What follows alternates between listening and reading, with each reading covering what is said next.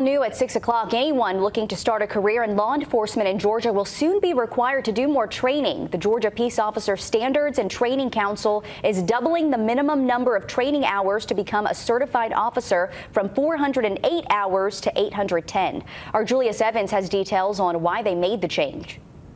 The career is not just tough on the officer, it's tough on the entire family.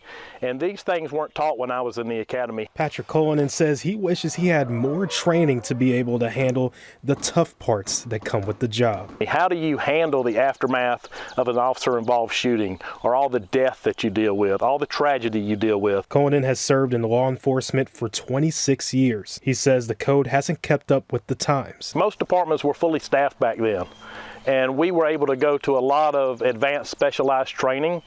What we're facing now, not just here in our local community, but around the country, is shortages in law enforcement. The last time changes were made for mandatory training was 2006. The Deputy Director of Georgia's Peace Officer Standards of Training Council says it's a decision that was inevitable. You didn't have body-worn cameras. You didn't have things like license plate readers and the technology that officers can use when investigating situations.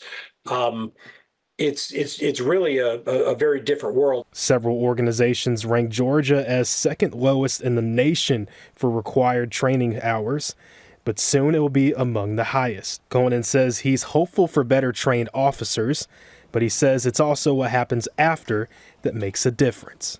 The needs of every community is different.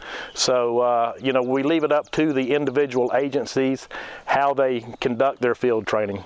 In Appling, Julius Evans, on your side. And those new hours take effect on January 1st.